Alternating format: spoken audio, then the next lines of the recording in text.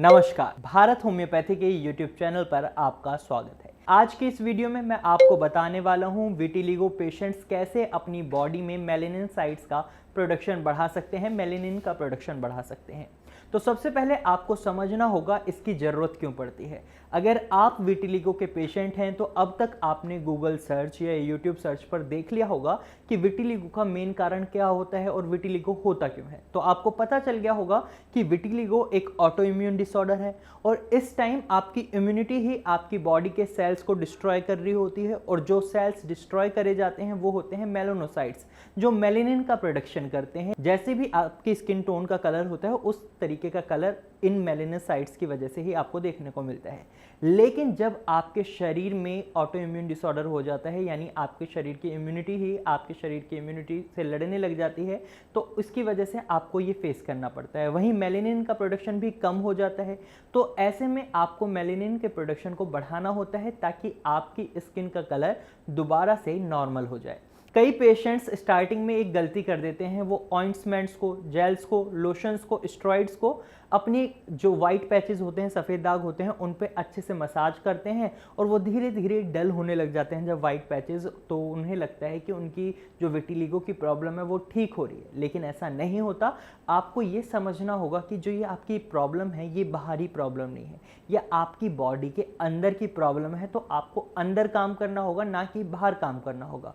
अगर आप बाहर काम कर रहे हैं, साथ में आप कुछ ऐसी मेडिसिन ले रहे हैं जिनकी मदद से आप मेलानिन के प्रोडक्शन को बढ़ा रहे हैं, तो ये आपके लिए अच्छा है। लेकिन अगर आप मेलानिन के प्रोडक्शन पर ध्यान ही नहीं दे रहे, आप बस जेल्स लगा रहे हैं, लोशन लगा रहे हैं और आपको लग रहा है कि आपका विटिलिगो ठीक हो रहा है, तो ऐसा नहीं होता। ये जेल्स और लोशंस आपके विटिलिगो को सप्रेस करते हैं। जब आपको लगता है कि आपका विटिलिगो ठीक हो गया है, तो उस टाइम क्या होता है, उसके कुछ समय बाद ही आपका विटिलिगो बहुत ज़्यादा बढ़ जाता है। तो ऐसे में आपको ये समझना होगा कि सप्रेस करने से कोई प्रॉब्लम ख़त्म नहीं होती, वो और ज़्यादा एग्रीवेट हो जाती है। ऐसे में आपको मेलानिन के प्रोडक्शन को बढ़ाना होगा।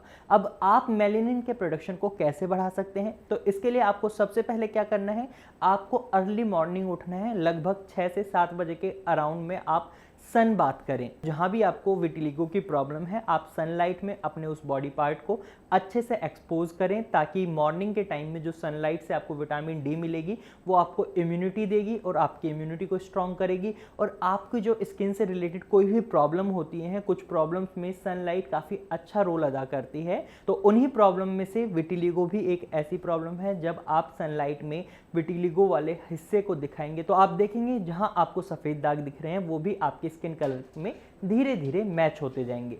तो ऐसे में आपको सबसे ज़्यादा इस बात का ध्यान रखना है कि जब भी आप सनलाइट बात करते हैं तो आप इसे अर्ली मॉर्निंग में ही करें, क्योंकि जब आप इसको कुछ समय बाद करते हैं, जैसे सपोज अगर आप 10 बजे करते हैं या दोपहर में करते हैं, तो लाइट का टेम्परेचर बहुत ज़्यादा बढ़ जाता है, एक्सपोजर बहुत ज़्यादा बढ़ जाता है, तो आपका विटिलिगो और ज़्यादा एग्रीवेट हो सकता है। आपको इस बात का खास ध्यान रखना होगा, क्योंकि जब भी आप किसी चीज़ को एक्सेस अमाउंट में करेंगे तो वो आपको नुकसान ही देगी, इतना आपको भी पता है। तो आपको ये गलती नहीं करनी है। आपको कोशिश करनी है कि आप 30 टेम्परेचर होने से पहले ही सनलाइट बाथ ले लें। और जो टाइम मैंने आपको बताया है early morning time best time है, आप 6 से 7 के बीच में ही 15 से 20 मिनट के लिए सनलाइट बाथ लें। यह आपको काफ़ी अच्छा फ़ायदा देगा। आपके शरीर में मेलानोसाइट्स की जो कमी है उसमें भी काफ़ी अच्छी आपको इंप्रूवमेंट मिलेगी और धीरे धीरे आपकी स्किन का कलर सही होगा, क्योंकि आपको विटामिन डी मिल रहा है सनलाइट से, जो आपकी इम्यूनिटी को बढ़ा रहा है। वहीं सेकंड चीज़ जो आपको करनी है वो है कि अगर आप स्मोकिंग करते हैं,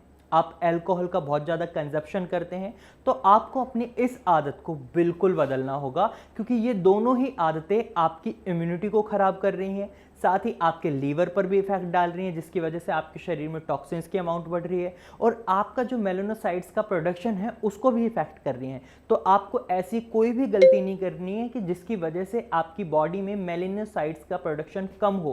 तो आपको अपनी इस आदत को बदलना होगा। आप अपनी इस आदत, चौथी बात जो आपको फॉलो करनी है, आपको ये करना है कि आपको अपनी डाइट में विटामिन B12 और विटामिन ई को इंक्लूड करना है। इसके लिए आप ग्रीन वेजिटेबल्स, लीफी वेजिटेबल्स को ले सकते हैं, जैसे पालक है, मेथी है, बथुआ है। आप ऐसी वेजिटेबल्स को ले सकते हैं जिनमें अच्छी अमाउंट में आपको विटामिन B12 और विटामिन ई मिलेगा। और साथ ही अगर आप नॉन वेजिटेरियन हैं तो आप फिश ले सकते हैं, आप एग खा सकते हैं, आप दूध और पनीर खा सकते हैं, दही खा सकते हैं।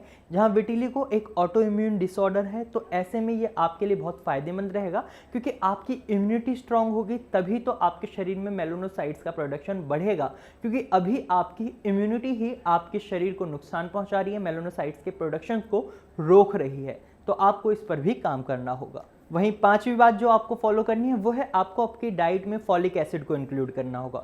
फॉलिक एसिड आपकी बॉडी में आयरन की कमी को पूरा करेगा, साथ ही आपकी इम्यूनिटी को बूस्ट करेगा और मेलेनिन के प्रोडक्शन को भी बढ़ाएगा। जब आपके शरीर में आयरन की कमी पूरी हो जाती है तो मेलेनिन के प्रोडक्शन को एक हल्का सा बूस्ट मिलता है। और वहीं अगर आप फॉलिक एसिड के कैप्सूल्स भी खाना चाहते हैं तो आप खा सकते हैं, लेकिन आप कोशिश करें कि आप फॉलिक एसिड की जो रिक्वायरमेंट है वो आप वेजिटेबल से ही पूरा कर लें। आप ग्रीन वेजिटेबल्स ले सकते हैं, जैसे अभी मैंने आपको विटामिन B12 और विटामिन ई में बताया। आप पालक, मेथी, बथुआ और जो भी हरी सब्जियां हैं, हरी पत्तेदार सब्जियां हैं, आप उनको इंक्लूड कर सकते हैं अपनी डाइट में। छठी बात जिसको आपको सबसे ज़्यादा फॉलो करना है ये है कि आपको एडिक्वेट अमाउंट में पानी जरूर पीना है। जो भी आपकी रिक्वायरमेंट होती है आपको पानी जरूर पीना है। आपको ड्राइनेस बिल्कुल भी फेस नहीं करनी, क्योंकि जब तक आप पानी नहीं पीते तो इससे आपके शरीर में टॉक्सिन्स की अमाउंट ज़्यादा बढ़ती है। तो इसलिए आप दिन में कम से कम 5 से 6 लीटर पानी जरूर पिएं, जिससे आपके शरीर में टॉक्सिन्स की अमाउंट ना बढ़े और आपकी बॉडी हेल्दी महसूस करे। और जब आपकी बॉडी हेल्दी महसूस करेगी तो मेलानोसाइट्स के प्रोडक्शन में भी कोई रुकावट नहीं आएगी। तो आप इन 6 तरीकों को अपनाकर अपनी बॉडी में मेलानोसाइट्स के प्रोडक्शन को बढ़ा सकते हैं। अगर आप विटिलिगो के पेशेंट हैं और आप इन 6 तरीकों को अपना लेते हैं तो वाकई आप विटिलिगो की प्रॉब्लम से निजात पा सकते हैं।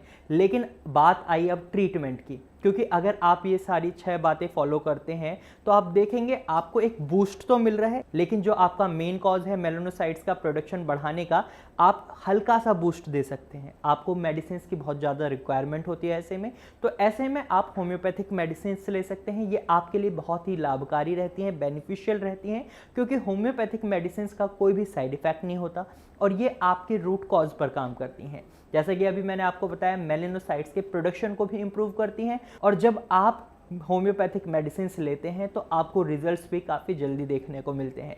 तो अगर आप विटिलिगो के पेशेंट हैं तो आप अपनी फ़ोटोज़ या अपनी रिपोर्ट्स हमारे डॉक्टर्स की टीम के साथ नीचे दिए गए नंबर पर शेयर कर सकते हैं, या आप उन्हें डायरेक्ट कॉल कर कंसल्टेशन ले सकते हैं। तो आज की वीडियो में सिर्फ इतना ही। मुझे उम्मीद है आपको ये वीडियो समझ आई होगी। अगर आपको ये वीडियो समझ आई है तो आप इस वीडियो को लाइक करें। साथ ही अगर आपको ये जानकारी यूज़फुल लगी है तो आप इसे अपने दोस्तों और रिश्तेदारों के साथ ज़रूर शेयर करें। साथ ही अगर आप ऐसे ही इंफॉर्मेटिव वीडियोज़ और देखना चाहते हैं तो आप हमारे चैनल को अभी सब्सक्राइब करें। Thank you for watching.